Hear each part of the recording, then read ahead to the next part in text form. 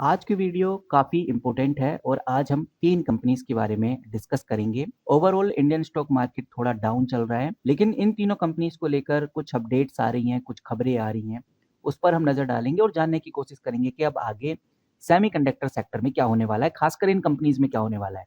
सबसे पहले हम बात करेंगे मोस्टिव टेक्नोलॉजी लिमिटेड, इसके बारे में जानेंगे। काफ़ी शानदार कंपनी है, कंपनी को लेकर क्या अपडेट्स हैं, क्या हालात चल रहे हैं, ये सब चर्चा करेंगे। आज है 16 दिसंबर 2025, तो उस हिसाब से ही देखेंगे कि 16 दिसंबर 2025 के डेटा के हिसाब से मोस्टिव कैसा चल रहा है।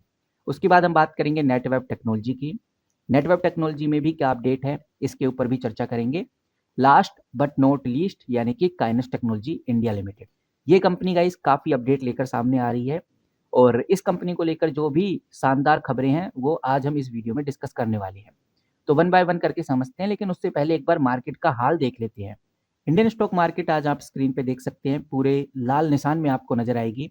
ओवरऑल इंडियन स्टॉक मार्केट आज वीक है। सेंसेक्स और जो निफ्टी है वो आपको दोनों ही गिरते हुए नजर आ रहे हैं। इसके पीछे का रीजन है कि जो बैंकिंग सेक्टर है, जो मेटल सेक्टर है, ये दोनों सेक्टर पिटते हुए नजर आए। खासकर एक्सिस बैंक जैसे बड़े प्लेयर में भी आपको डाउनफॉल देखने को मिला। वहीं कुछ डिफेंसिव सेक्टर्स हैं, जैसे एफएमसीजी हो गया, टेलीकॉम सेक्टर हो गया, इन सेक्टर्स में हमें हल्का फुल्का ग्रोथ देखने को मिल रहा है, क्योंकि इन्वेस्टर सेफ्टी की तरफ भग रहे हैं और एफएमसीजी जो सेक्टर है वो एक सेफ सेक्टर है। बैंकिंग में अभी प्रेशर इसलिए बना हुआ है कि भाई जब तक आरबीआई के द्वारा बिल्कुल क्लियर कट रेट कट को लेकर अपडेट नहीं आ जाती, तब तक बैंकिंग सेक्टर में हमें कोई खास तेजी या कोई खास बदलाव देखने को नहीं मिलेगा।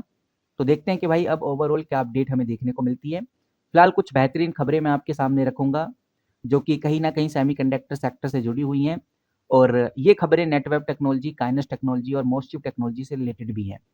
यहाँ पर आप स्क्रीन पे देखेंगे तो आपको एक आर्टिकल नजर आएगा। ये आर्टिकल साफ इशारा कर रहा है कि जो पंजाब गवर्नमेंट है वो बड़ी कंपनीज को पंजाब के अंदर फैक्ट्री लगाने के लिए, खासकर कुछ इंपॉर्टेंट कंपनीज जिसके अंदर सेमीकंडक्टर हो गए, ईवी कंपनीज हो गई, स्टील और हैवी इंडस्ट्री कंपनीज हो गई, इन कंपनीज को एक स्पेशल इंसेंटिव भी दिया जा रहा है, जैसे कि पंजाब गवर्नमेंट टैक्स कम करेगी, कुछ कंपनीज में जीरो भी करने की सलाह बना रही है, सस्ती जमीन देगी, बिजली देगी, पानी का पूरा बंदोबस्त करके देगी, सिंगल विंडो क्लियरेंस भी देगी, मशीन लगाने के लिए जो पैसा है वो भी दिया जाएगा। फिलहाल ये पॉलिसी जनवरी 2026 यानी कि ये दिसंबर एंड होने के बाद स्टार्ट हो जाएंगी।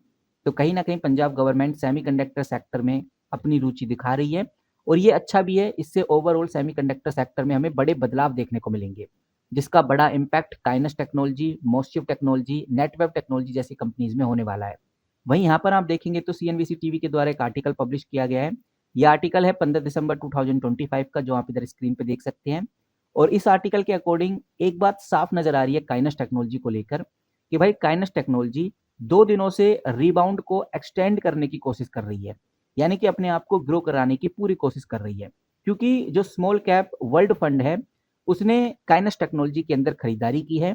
ये एक यूएस बेस्ड कैपिटल का फंड है जिसने 12 दिसंबर को 4.46 लाख शेयर्स काइनस के खरीदे हैं, जिसकी ओवरऑल वैल्यू लगभग 200 करोड़ के आसपास बताई जा रही है। और जो शेयर प्राइस है 4,206 रुपये पर शेयर के हिसाब से उन्होंने इस शेयर को खरीदा है, जो आप इधर स्क्रीन पे क्लियरली देख सकते हैं।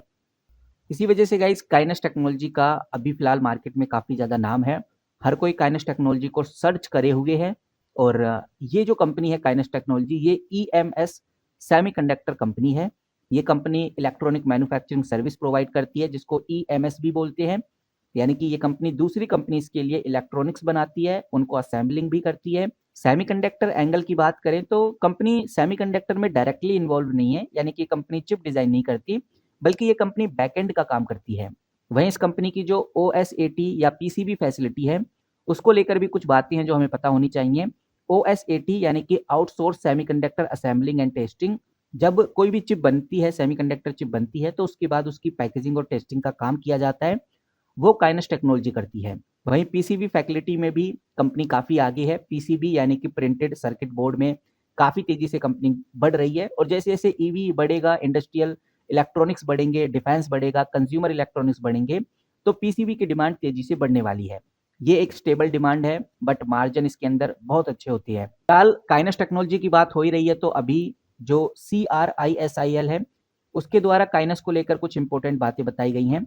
CRISIL ने काइनस टेक्नोलॉजी के लॉन्ग टर्म बैंक लोन जो कि 770 करोड़ का है, इसके ऊपर जो रेटिंग दी है वो CRISIL ए रेटिंग दी है, यानी कि कंपनी अपना डेट ऑब्लिगेशन टाइम पे कर रही है, इसीलिए रिस्क लो है, लेकिन रिस्क जीरो बिल्कुल नहीं है। ये चीज ध्यान रखकर चलनी है। अब देखते हैं कि भाई आगे काइनस टेक्नोलॉजी किस तरह के बदलाव लेके आती है। और ये बात हर कोई जानता है कि जो काइनस टेक्नोलॉजी है, इलेक्ट्रॉनिक मैन्युफैक्चरिंग सर्विसेज, जिसको EMS बोलते हैं, वहीं ये company PCBA, box building assembling, IoT solution और केबल हार्नेस बनाने का काम करती है। वहीं ये company defence, aerospace, railway, medical जैसे सेक्टर में भी एंड टू एंड डिजाइन और प्रोडक्शन सब संभालती है। पूरे इंडिया में 8 से ज़्यादा प्लांट इस कंपनी के अभी तक लग चुके हैं। नाउ अब बात करते हैं अगली कंपनी यानी कि मॉसचिप टेक्नोलॉजी लिमिटेड की। ये कंपनी सेमीकंडक्टर डिजाइन और सिस्टम कंपनी है। चिप डिजाइनिंग सबसे पॉपुलर ASIC और SOC और OSAT यानी सेमीकंडक्टर असेंबलिंग टेस्टिंग, ये सब कुछ कंपनी करती है और सबसे पॉपुलर कंपनी जानी जाती है ASIC चिप की वजह से। वहीं ये कंपनी IP ब्लॉक और एम्बेडेड सॉफ्टवेयर भी बनाती है। ये company telecom, defence, automatic, IoT और डाटा सेंटर के लिए काम करती है। हैदराबाद बेस्ड कंपनी है।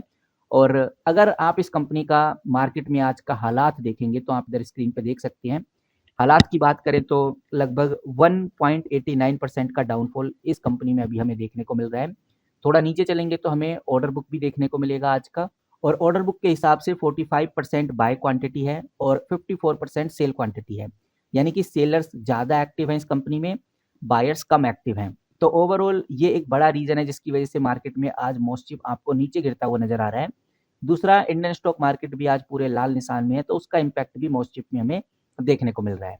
वहीं अगर हम अगली कंपनी की बात करें जो कि नेट वेब टेक्नोलॉजी कंपनी है, इस कंपनी को लेकर मैं ऑलरेडी काफ़ी डिस्कशन कर चुका हूँ, बिकॉज ये company high and computing company है, सॉल्यूशन प्रोवाइड करती है हाई एंड कंप्यूटिंग का। वहीं ये company super computers, AI system, private cloud, data centre server, storage और नेटवर्क स्विच भी बनाती है। ये company defence, research, AI, ML के लिए फुल्ली इंटीग्रेटेड मैन्युफैक्चरिंग कंपनी है और कंपनी धीरे धीरे अपनी तेजी भी पकड़ रही है।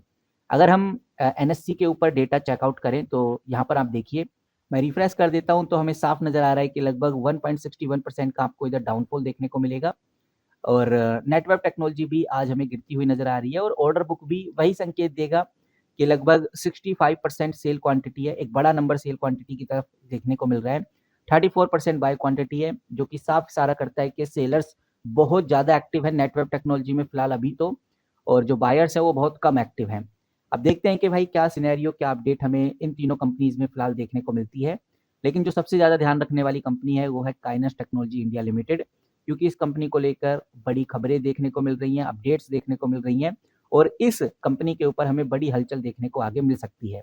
तो इस वीडियो में इतना ही। जैसे ही कोई बड़ी खबर, बड़ी न्यूज़ आती है सेमीकंडक्टर को लेकर तो आपके साथ जरूर शेयर करूंगा। फिलहाल मिलते हैं किसी नई वीडियो के साथ, तब तक के लिए take care and good bye.